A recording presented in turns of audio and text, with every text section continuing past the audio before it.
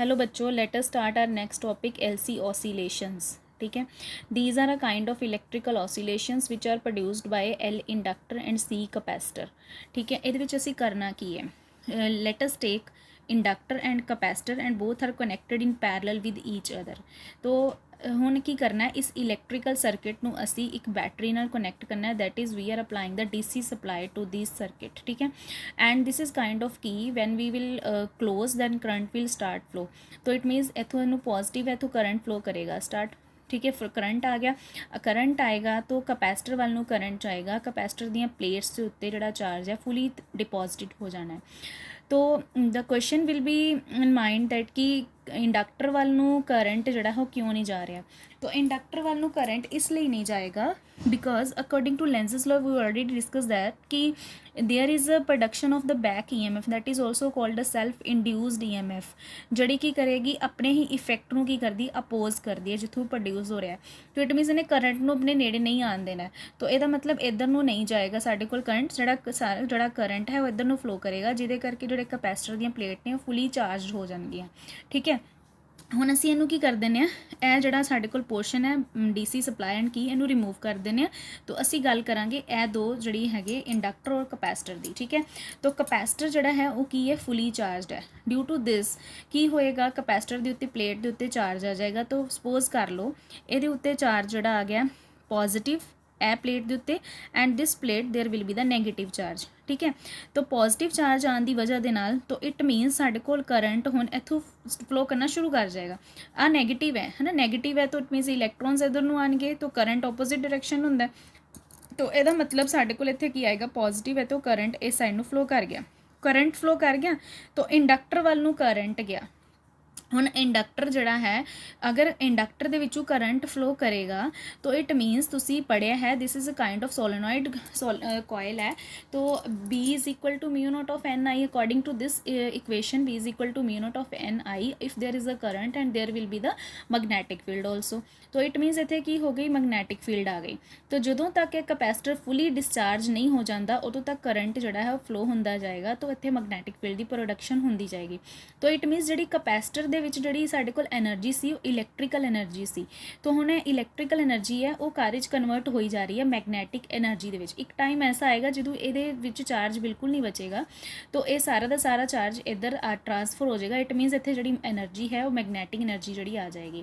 तो according to definition तुसी देखोगे तो की लिखा हुआ है, electrical oscillations produced by the exchange of energy between a capacitor which stores electrical energy and an inductor which store magnetic energy are called LC oscillation। so it means कि ये की है transfer of energy, exchange of energy है। तो इत्थे किहड़ी energy store हो रही, electrical energy. और वो इलैक्ट्रिकल एनर्जी नूं असीं किस तरह लिखते हैं, Q0 स्केयर ओवर 2C और हाफ CV स्केयर।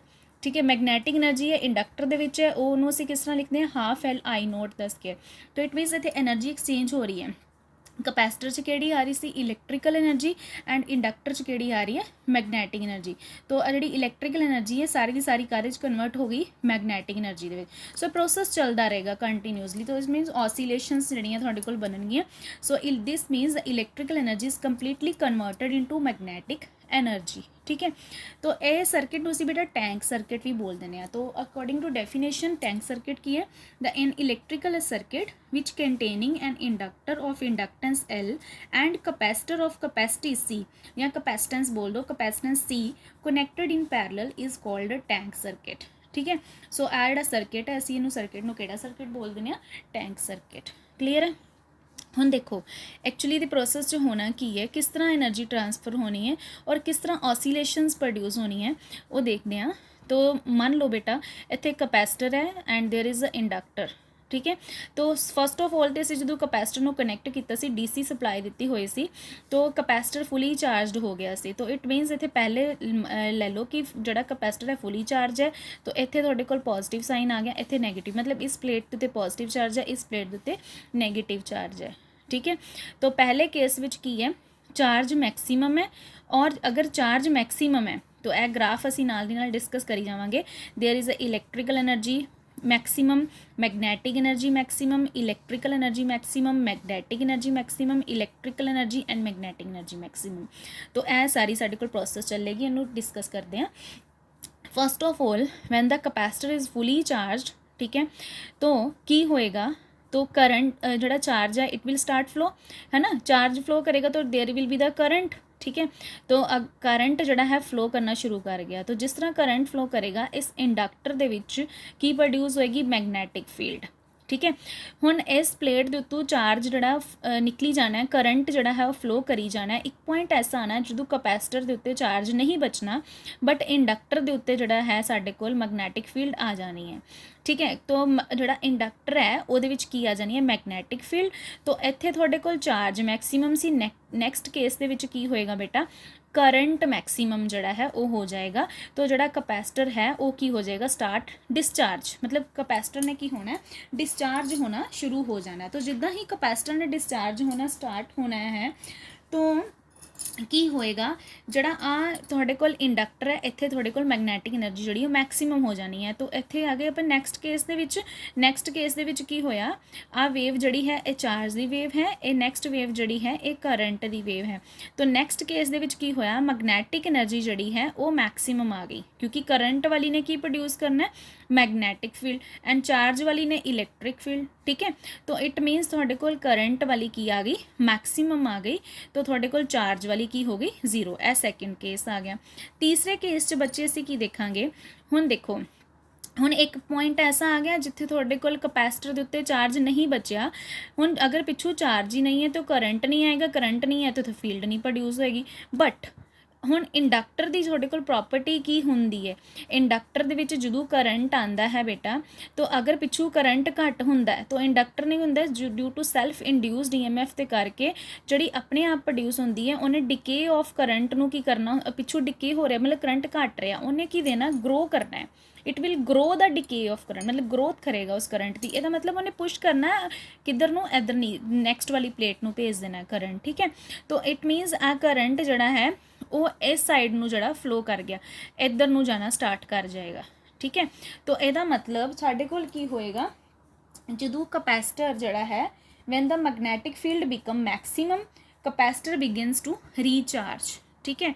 तो हुण कैपेसिटर ने दोबारा रीचार्ज होना स्टार्ट हो जाना है इटसैल्फ इन ओपोजिट डायरैक्शन दे विच। इट मीनस जिहड़ा कैपेसिटर है वो ओपोजिट डायरैक्शन दे विच रीचार्ज होना वो शुरू हो गया, ठीक है। So now energy stored in the magnetic field is converted into the energy stored in the electric field of capacitor. तो यदा मतलब जिहड़ी मैगनैटिक फील्ड वाली एनर्जी सी वो काहदे च कन्वर्ट हो गई है, इलैक्ट्रिकल एनर्जी ਦੇ कन्वर्ट हो गई। बट वो इलैक्ट्रिकल एनर्जी जी है वो किधर ਨੂੰ ਉਹਦੀ पोलैरिटी चेंज हो गई, नैगेटिव, मतलब जी पोलैरिटी नैगेटिव ਦੇ ਵਿੱਚ आ गई है।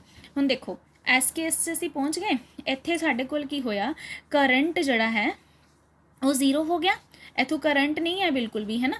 तो इत्थे तुहाडे कोल चार्ज मैक्सीमम है, इट मीनस चार्ज तो मैक्सीमम है बट वो किधर नूं है, नैगेटिव साइड वाल नूं मैक्सीमम है। यह तीसरा केस असीं डिस्कस कर लैने।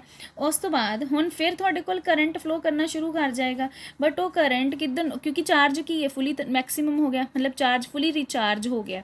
हुण जिद्दां ही रिचार्ज होया कैपेसिटर तो it means current will start flowing in this direction because this is a positive. तो यदा मतलब इस तरह करंट फ्लो करेगा, तो करंट फ्लो करेगा तो इत्थे साडे कोल ड्यू टू दिस ਇਹਦੇ ਵਿੱਚ ਕੀ ਹੋਏਗਾ, ਇੰਡਕਟਰ ਦੇ ਵਿੱਚ ਮੈਗਨੈਟਿਕ ਫੀਲਡ ਪ੍ਰੋਡਿਊਸ ਹੋਏਗੀ। तो ਹੁਣ ਇੱਥੇ ਸਾਡੇ ਕੋਲ ਮੈਗਨੈਟਿਕ ਫੀਲਡ ਆ ਗਈ ਹੈ। ਹੁਣ ਇਸ ਕੇਸ ਦੇ ਵਿੱਚ ਸਾਡੇ ਕੋਲ ਇਸ ਤਰ੍ਹਾਂ ਕਰੰਟ ਫਲੋ ਕਰਨ ਦੇ ਨਾਲ ਇਹਦੇ ਵਿੱਚ ਕੀ ਆ ਗਈ, ਮੈਗਨੈਟਿਕ ਫੀਲਡ। तो it means again there will be the electrical energy will converted into magnetic energy. तीसरे केस ਦੇ ਵਿੱਚ ਸਾਡੇ ਕੋਲ ਕੀ ਆ ਗਈ ਹੈ, मैगनैटिक एनर्जी मैक्सीमम, ठीक है, magnetic energy maximum and electrical energy जी है साढ़े कोल वो की आ गई है ऑलमोस्ट जीरो। आ देखो इस केस दे विच इत्थे आ गई थोड़े कोल magnetic energy, but sign negative रहेगा ना क्योंकि ओपोजिटली चल रही है, अपने कोल पोलैरिटी जी चेंज हो चुकी है।